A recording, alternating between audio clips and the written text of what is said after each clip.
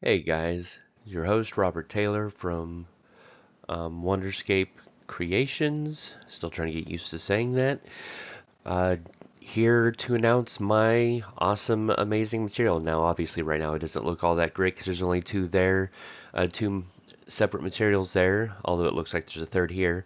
But that's because I'm showing you from beginning to end so that you can quickly see what it goes over. I'm not going to be doing a super lengthy, several episode tutorial going over my whole material like I did last time. The last one was all about learning how everything works so that you can be more familiar and comfortable with creating your own master materials using the nodes and whatnot that I provide. So we will first go over, let me move this down here, um, the caveats. Um, so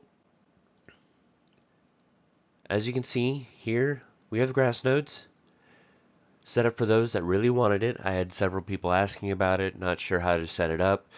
I only did it for one, and the reason why I only did it for one is for those, like I said, that really, really wanted it. Um, but honestly, with 5.2, there's absolutely no reason for it.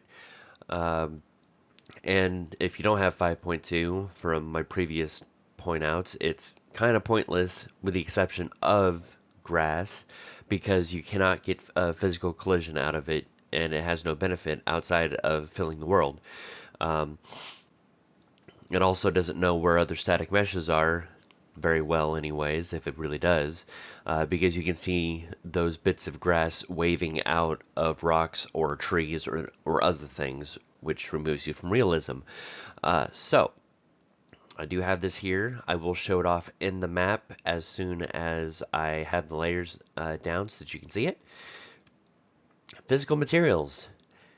I have set this up in a way that will make it to where if you use material instances like I do, and you try to keep it to one master material, you can choose which layer, which material has which sound.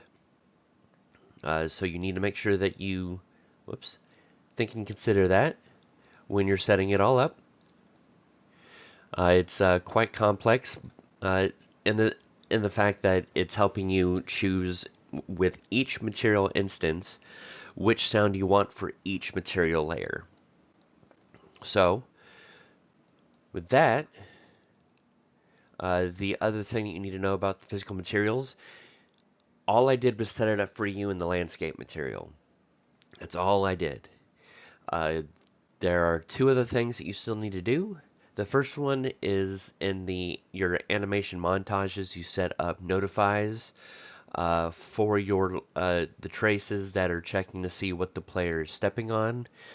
And then you have to set up whatever code is necessary in your anim BP or the BP, however it's supposed to work. I'm not sure because I use the Scent Combat framework, which has it all set up for us. So all I had to do was create this material.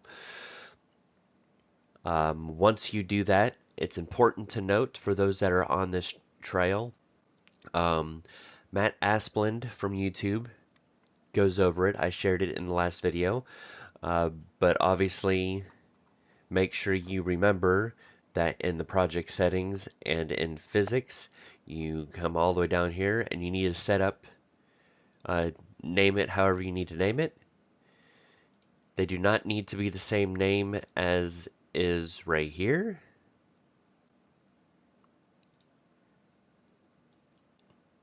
And that is because we come in here, you go ahead and place it right here. Obviously it says service type 3. I just moved it from my personal projects, so that I can get this out to you guys. So you literally set it up how you want, like this, and in your blueprints, making sure that you pull from a drop down that populates from this. Once it doesn't say none, come right here, and I'll put John just for the heck of it. Come over here, it's right there, John. Cool. Put that back to what? Yeah, there we go. Okay, so with that, I have gone through a great deal to make this a lot lighter, a lot more optimized. To quickly show you what it's like with just two materials here and one mask. Here it is in the dark blue. Dark blue, wow. And the dark red. Now, there's absolutely no real way of getting away from materials for the landscape getting darker. Unless you want to, show a whole bunch of crap that makes it look not real. There is a lot of stuff in here that isn't necessary for those that say are going with the whole low poly thing to where you don't need any detail in the texture itself, at which point it's just removing a couple of nodes and it will lighten drastically. And I can show you that in my Discord if anyone needs help with altering it for that. So let's go ahead, go back to lit. In almost no cases will you have all of these kind of masks popping up at the same time, but for those making super duper large maps, you might be, at which point, remember, complexity, it's going to be impossible to get away from it. But I have here adding a third material to the slope. Give it a minute. And here it is. As you can see, there's the brown. It's still there. Obviously, you can pull it back further if you want to. And fourth material to slope. Here we go. So this one's on even more of the only flattened stuff for those that want even more control. And then for a height mask, there we go. You have a height mask right here. And then with once you populate that, it'll ask if you want a second height mask. Place it right there. And as you can see, you have that here. It's important to note that if you only want one height mask, it's not an issue. You would just come down here until you find the global height 1 variables. Check mark this. Change that.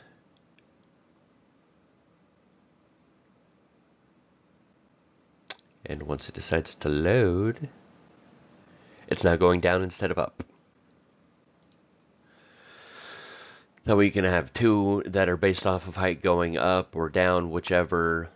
It gives you that freedom. And then area masks, I'm not providing one, so I just use some noise, a noise mask, and greatly reduced how much of the white is showing, or is it black, whichever one, and have set it up in such a way that everything works out how it should. And then finally, angle mask. I've had several people ask how to do this, so I've gone ahead in this update and have added it. When you check it, mark it on, just watch right here. There you go. If we, well, I'm just clicking on the landscape. There we go. Come over to this side, it's still bare here. It's showing right here. You're able to move it, change it, do whatever you want, change which direction it's going through, and you're good to go. So, with that being said, it has been optimized as well to the point to where all of these masks, as you can see, you're seeing almost no variables. And that's because I've placed all of the basic ones right in here. So if you have 10 different landscapes, don't know why you would, but if you had 10 different landscapes in the same level, and you wanted the snow caps to be the exact same height throughout all of them, you would just keep using this. If you wanted to change it, let's go over here to height, global slope, nope, I went the wrong way, global height 1. So obviously going up, use global slope parameters, use global slope noise parameters, use global height to noise, use global parameters. And then height to use global height parameter. I have that checked off. And that's just because I had these two here and I never checked it back on when I set up everything. Anyways, so as you can see, there's a whole lot here. If I go ahead and collapse them, you have the global variables, which this is the noise texture that is used for the edges everywhere, unless you uncheck it somewhere, and then you'll get another one of these popping up there in one of these so that you can set up your own noise texture for that specific one. And then obviously you set up the masks. RVT, for those that want to use RVT. Landscape global slope 1 variables, so obviously you choose if you want to use global or not. And then slope 1. And then it goes straight into slope 2. Now, it's important to note that if I were to check mark this and this, under here you would get 1.02 and 1.03 with height and noise as the option. I'll go ahead and show that here with this one.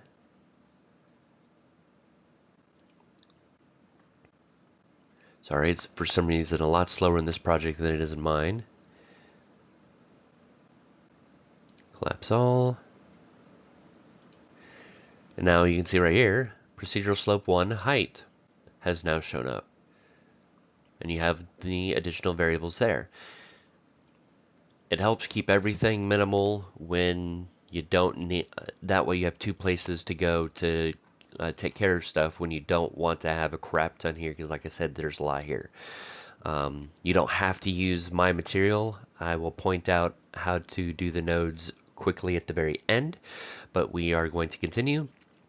So you have all the procedural masks going on here in 1, and then in 2 you have the materials itself. And then in 3, before we do that, let's go ahead and go over here to 2.1. You have your textures. This is how I helped to minimize, we're in material 1 here, the appearance of the tiling. Let me check mark this on. Then come in here to color alterations. Click these on.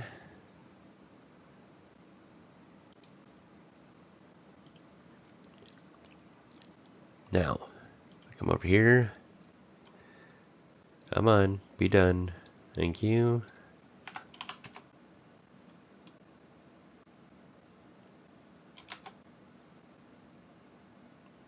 There we go. I made it a lot darker here. That's how I've removed it, is by adding another material with it. I mean another texture with it, sorry. How it used to be is you would have the tiling, and then you would have a noise node that would create another set of tiling where you could change the rotation, the size, and all that stuff, and then another one to do it again. So that made, if you weren't doing triplanar, 9 textures. Now it's down to 4. Obviously, if it's triplanar, that means it went to 27 textures. Now it's 10. So, taking care of that has reduced the tiling greatly. You can then obviously change this how you see fit. Everything else is the same. You have the normal AO, roughness, and specular, triplanar, advanced coloring, and then it goes on again. All the way down here to 3, this is where the physical stuff is, so you choose which one you want. It's important to note at this point, if you put 1 here, the rest of these are going to disappear. If you put it here at 7, only 8's going to disappear. But if you have 7 marked and you go and check mark 1, they're all going to disappear. You're going to have 1. You can only have 1 sound per landscape, one sound cue. So you can have as many sounds as you want in a sound cue, but you can only have one sound cue per landscape. So it is important to note that. It is also important to note that if you do not have landscape noises set for everything, then say you have nothing set for the area, but you do for this one. The sound that comes off of this will show up here. It's going to go and make the noise for the highest layered noise available.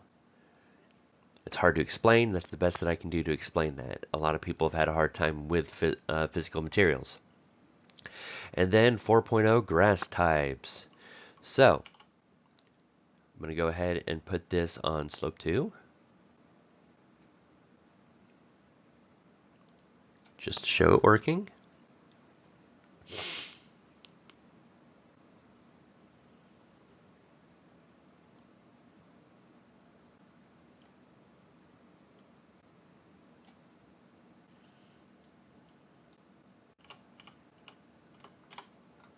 Oh, I see. You're not gonna... There we go.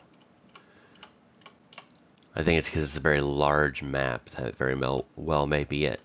So as you can see, it's only populating where 2 is at. Obviously, you're getting little specks here, and that's because in the mask data, you can barely see that there's some yellow here, so it's popping it up. But that's exactly how it works. If you want it on slope 3, fantastic. You can put it on slope 3 as well.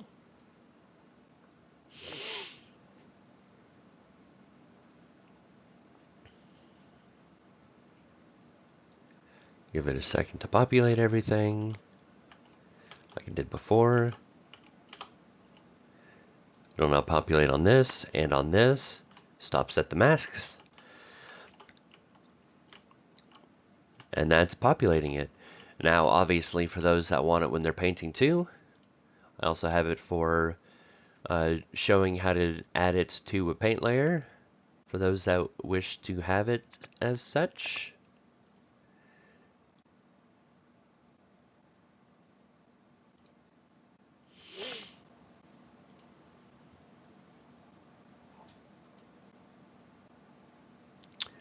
Let's make this brush size a bit smaller. Okay, it's all populating. There you go.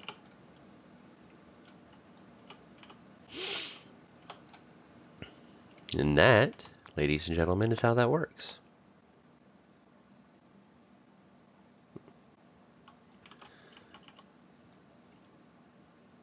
There we go. We got that taken care of. So lastly, back into selection. We come back into here. Obviously, like I said, everything's collapsed in there. But if you're wanting to make your own procedural setup, it'll work. I'm still cleaning that up right now. But as you can see here, you have options. Landscape tools, it's what I've named them. So these various nodes will pop up that way. That way, you can create your own. So yeah, that's everything there is to know about this handy dandy cool little tool. I'm thankful that you guys were all watching, and I am happy to provide this to everybody. A download link will be down below. For the foreseeable future, it will be left as free, but I am considering putting it on Gumroad. But as I said, for now, it's 100% free. We will see what happens. Thank you again for watching, and I hope to see you guys again in the future. Bye.